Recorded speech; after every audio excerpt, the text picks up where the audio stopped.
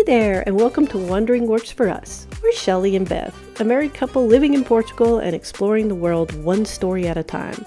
Come wander with us as we laugh through language fails, cultural surprises, and GPS disasters, and discover just how amazing this world can be. Hello, everyone, and welcome back to our podcast, Wandering Works for Us. I'm Shelley. And I'm Beth. And we're back today with another podcast about our English road trip series. Yay! Yeah. The trip I was so excited to go on. You were excited. I was because we were seeing our friends, of course.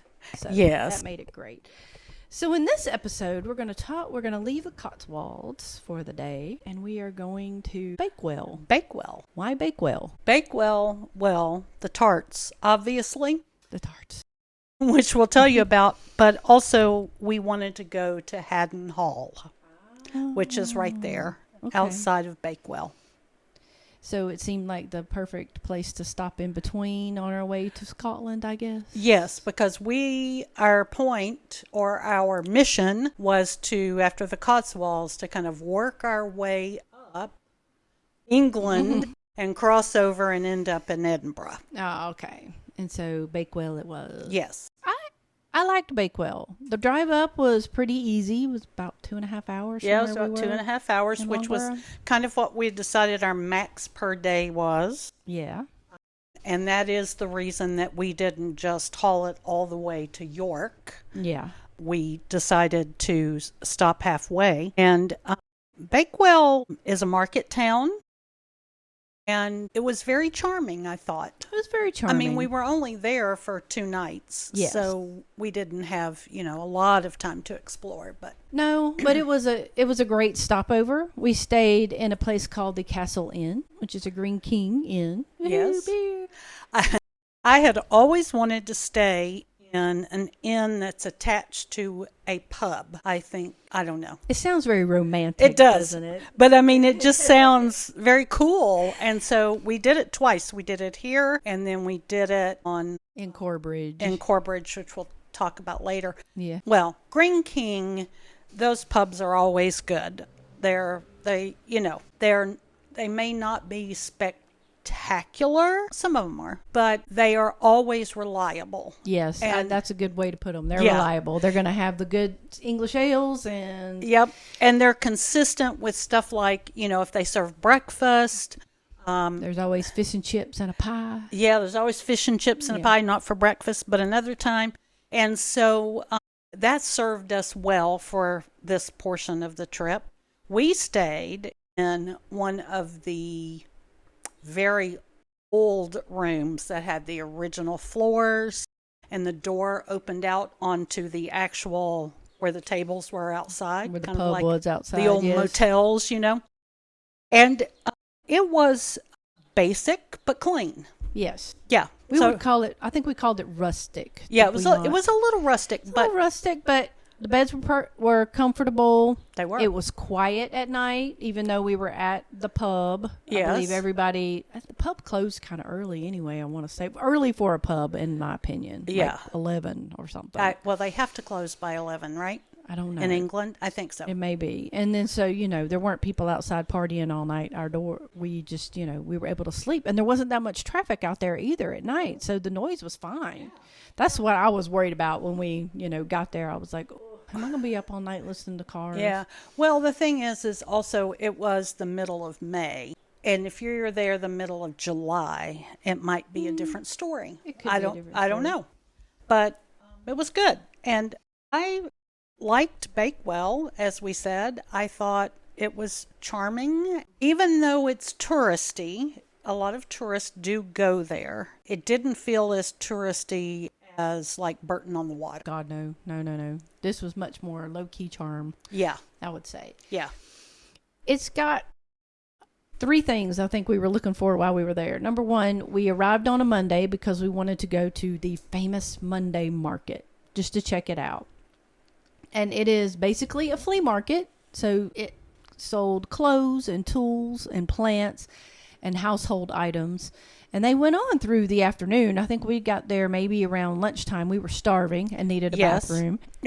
And then Yeah, and then it went for a little bit more in the afternoon. There wasn't anything there that we wanted to buy because, of course, we don't need household items on our trip. We're Right. looking for souvenirs. But it was a neat experience to see what the market looked like. It was, and it has been going on for, I can't remember how many years, but a very long time. You said hundreds of years, I think, or something. Yeah, it like is, that. but I don't know how many. And it was probably, back in the day, there was probably butchers out there. And I Yeah. can imagine that it was very different, And where they had the market was a very charming part of town where it had all these different shops, and it wasn't just for tourists, it was for like pet owners, and there were clothes shops, and people live in this village, so they do all their business there, so it was set up for that. Yes, it was.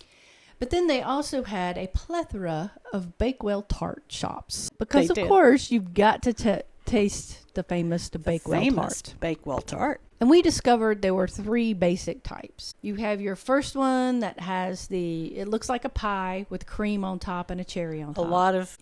And it's the one you usually see in the Instagram photos. Right. There's one that's more like a square that has the cherry on the bottom and then it has almonds on top of it. Mm-hmm. And then you have the divine one, which is called a Bakewell pudding. And it is a pie crust, right? Yes. It was a pie crust. And then I think we maybe described it as like a firm pecan pie kind of consistency. On top of it, yes. Yeah. It's really hard to describe what this pudding It looks like. is. I'll post a picture, of course. I mean, it has cherry in it, of course, because it's a Bakewell item. But that was by far our favorite. We tried all 3. It had the best flavor. It had the best consistency. We went to 2 different ones in town, and one of them we had, of course, a cup of coffee and the tart at the place. And then the second time we had been out shopping and doing some things, and we decided we needed a beer, but we popped over and bought one of these tarts and then went into One a of pub. the puddings. The puddings, I'm sorry, we bought a pudding. Yes. And then we went into a pub and we split our pudding with a beer, and oh my goodness. And it wasn't just the beer that made it better. No. We ended up going the next day and buying new to ones take to with take us on the road. for snacks. Yes. They were very, very good. And a hilarious thing that happened is we posted about them and tagged them because we're following them now. And somebody said, from the United States? It was Sheila, actually. Oh, it was Sheila from... Hi, Sheila.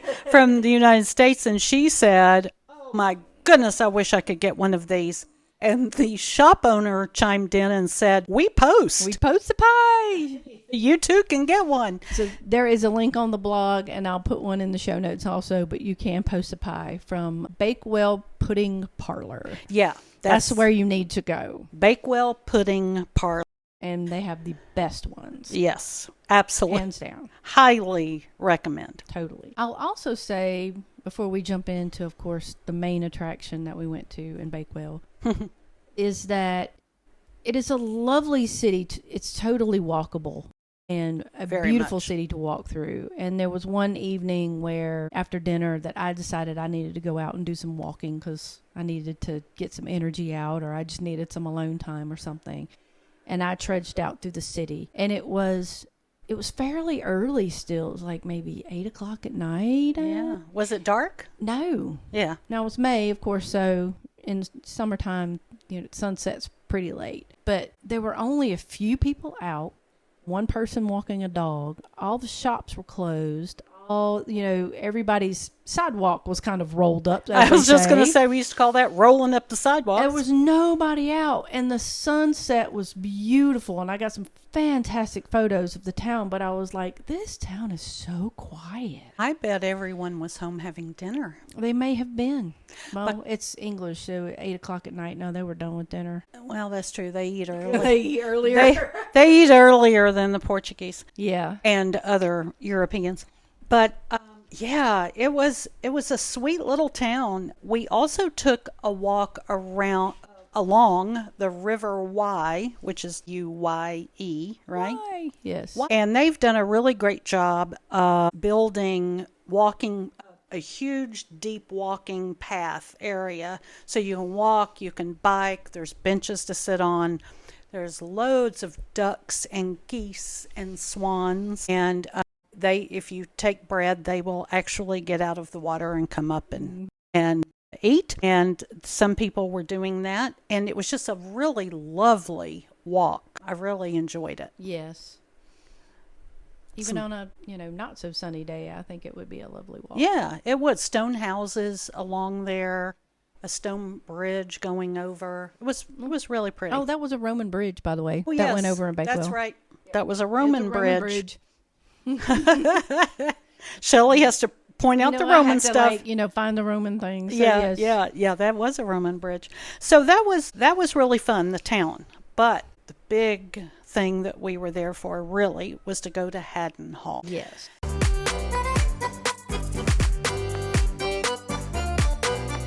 And to kind of set this up, I have been following Haddon Hall on Instagram for, I don't know, 5 or 6 years or something.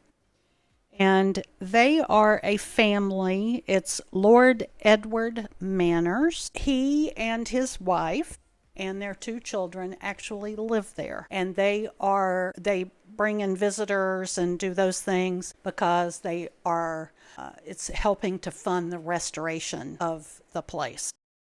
It was built in the Middle Ages, so it is, I can't do that. 900 years old. There we go. 900 plus years old. And what's so cool about it is this family actually also owns Belvoir Castle, Belvoir. I think they called it Belvoir, but they also called it Beaver Castle. That's right. Beaver Castle. It wasn't Belvoir.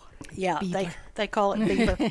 Beaver Castle. So Lord Edward is the second son. The first son, his brother, the Duke of Rutland, actually lives in Belvoir or Beaver Castle. And what happened is right before the Victorian era, the family, it's always been in the same family. So the family then decided to make Belvoir Castle their main residence. So they basically closed up this one, Haddon Hall. They basically closed it up.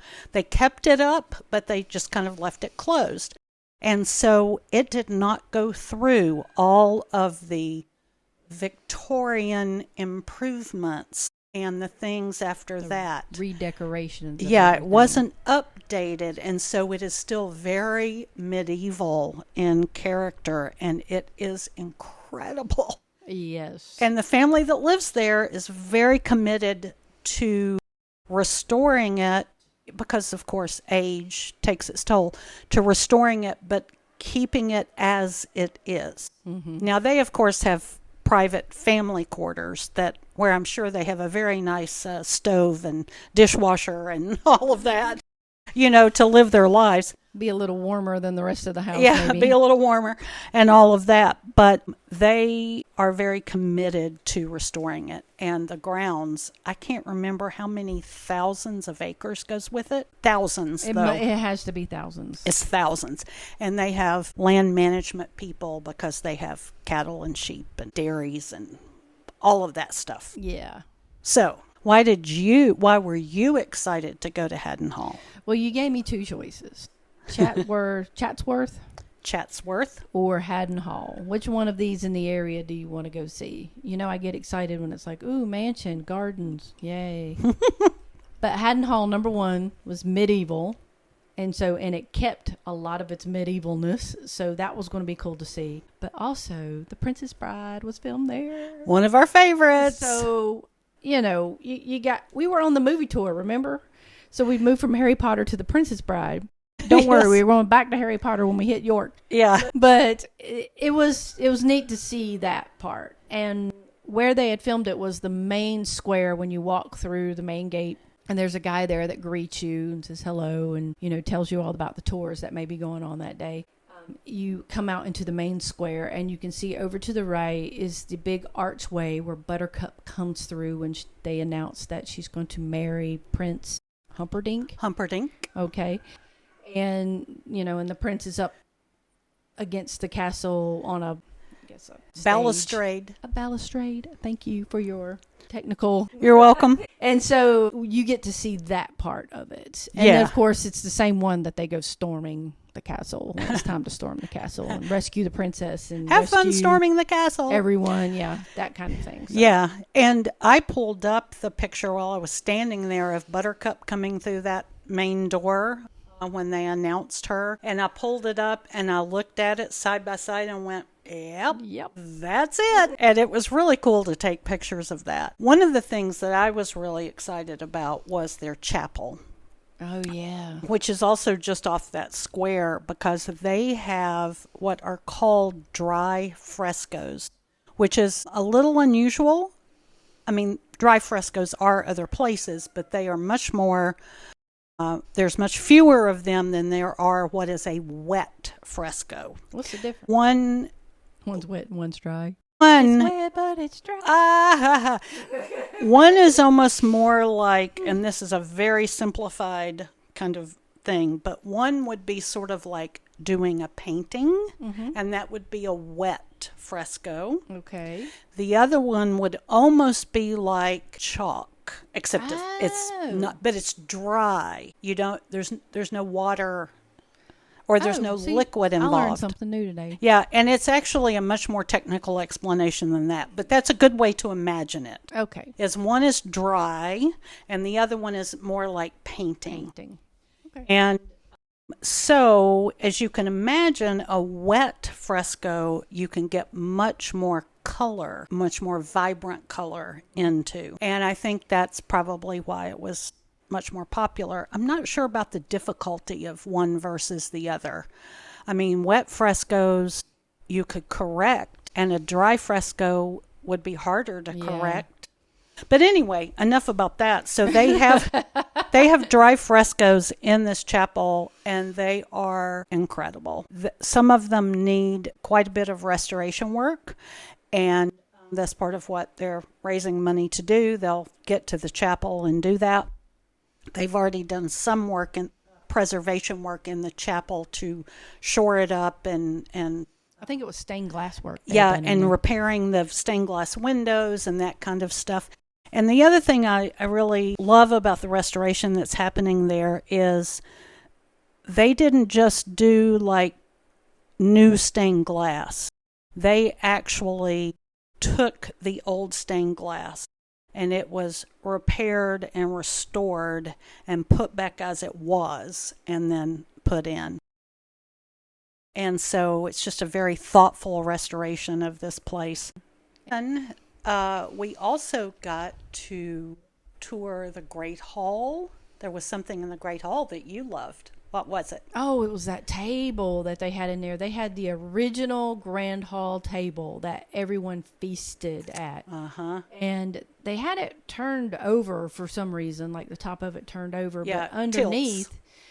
Oh, it tilts? Okay. It tilts. Well, see, because underneath they had all the pock marks and the way it's been dug out and the knife gouges and everything from hundreds of years of use. And so that was really cool to see. Yeah, it was. And it had the original tapestries back behind it. Yes. I mean, the great thing about this is they've got a medieval hall and they haven't made it a modern hall. It's still so... It's actually the medieval stuff. So all the stuff that you see in there, except maybe, the leather couches that they've put by the fireplace or whatever to hang out with. There is a massive fireplace in there, and they keep a fire going for guests coming in because it can be quite cold in there. In May, it was cold. And it was cold in May. And then there are these gorgeous leather couches, sofas and love seats, really, that are kind of grouped around that, modern ones. And the family, she showed it on Instagram one time and said,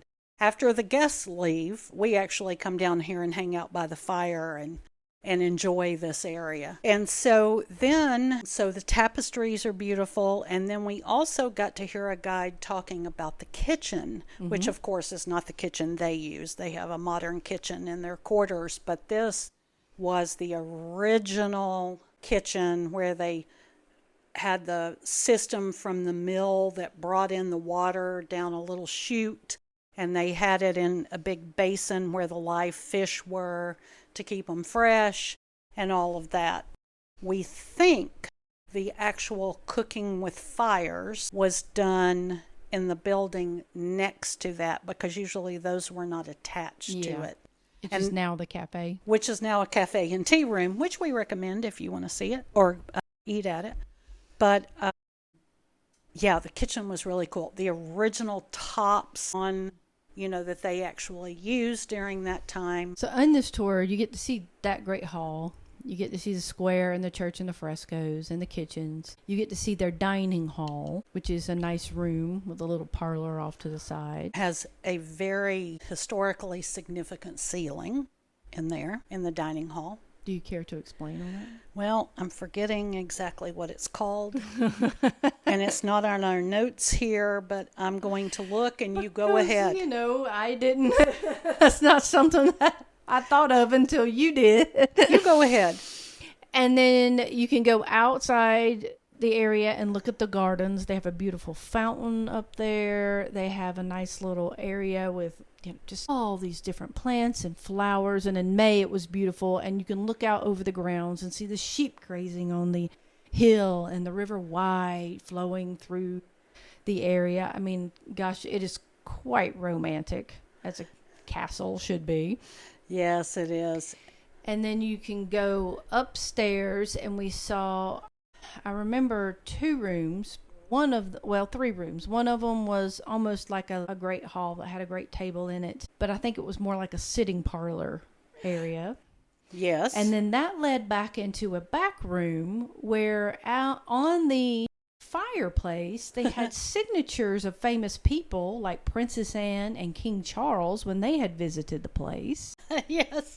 That was really cool. And Prince Charles and Anne had done it when they were young.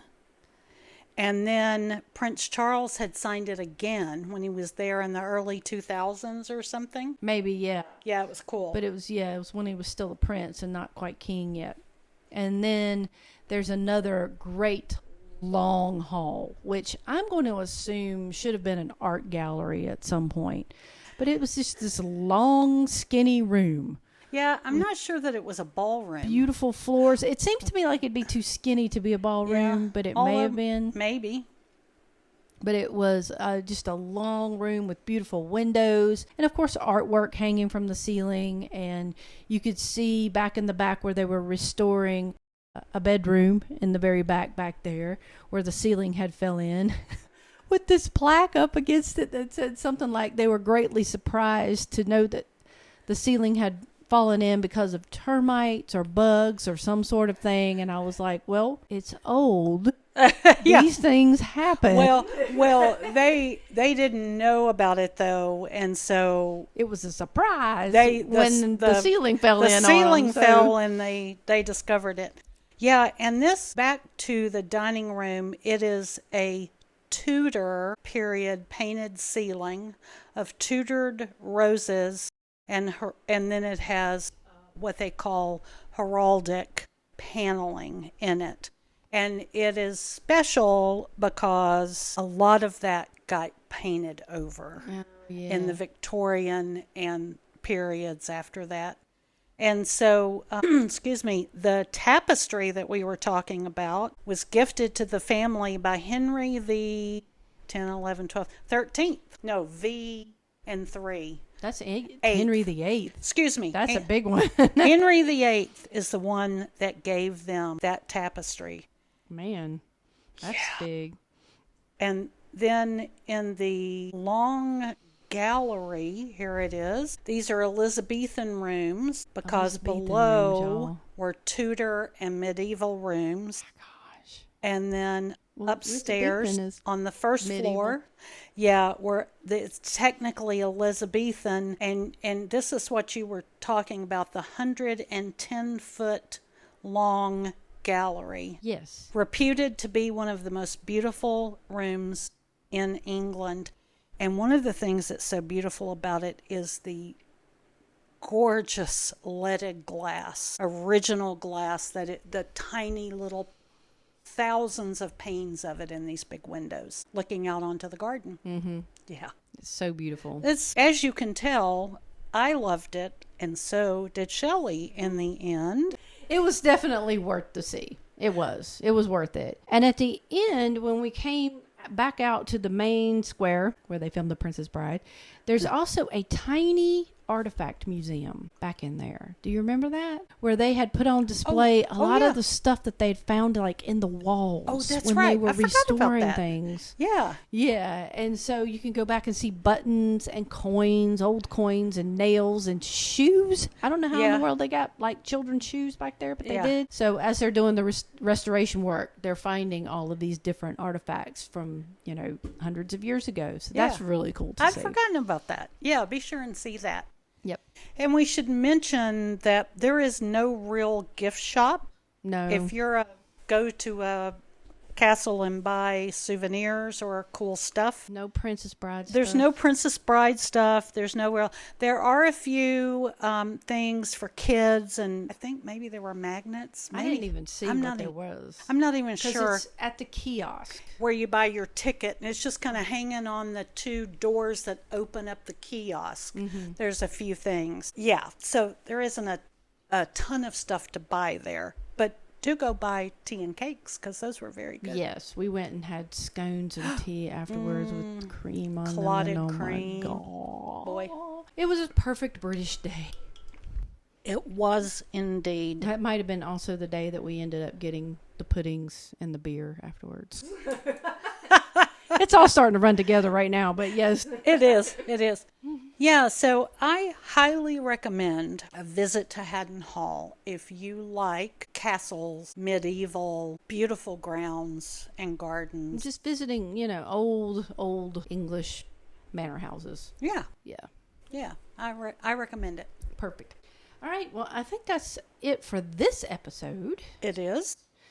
So in our next episode, we're going to talk about our trip to York. We're going to leave Bakewell and head north to York for a couple of days. And then after York, we end up in Corbridge. Which is right next to Newcastle. Yeah, right next to Newcastle. Toon Army. Woo! And then we head on, of course, into Edinburgh after that. Yeah. So you'll be looking for those podcasts too. And blog posts. All right. So don't forget to hit your subscribe button. Or check us out on our social media. Or, you know, if you're looking to plan a trip, our blogs and guides and itineraries will help you out. And if you really want a specific one, just custom made for you, email us at wondering@uw4us. And Beth will make you one because I'm not doing it. Yeah. But Beth will do it. Yeah, I do everything else. We're actually starting a new thing where I can help with itinerary planning. We're going to focus on Portugal first. Yes, that's true. Because we know more about Portugal than anywhere else. We do. Yes. However, if you were taking this kind of trip and wanted some advice about it or whatever, I could help with that. Absolutely. Since we're doing the road trips. Yes. All right. So I guess we will see you soon, and I will say Boa tarde.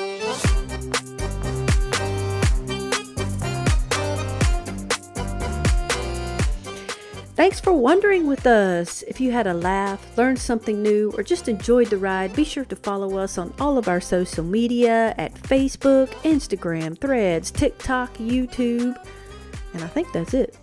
Check out our website at www4us, that's www.forus.com, and drop us a line at our email address at wondering@www4us.com. We'd love to hear from you, your stories, questions, or favorite travel fails. Until next time, keep exploring, keep laughing, and remember, wondering works for us, and it just might work for you too.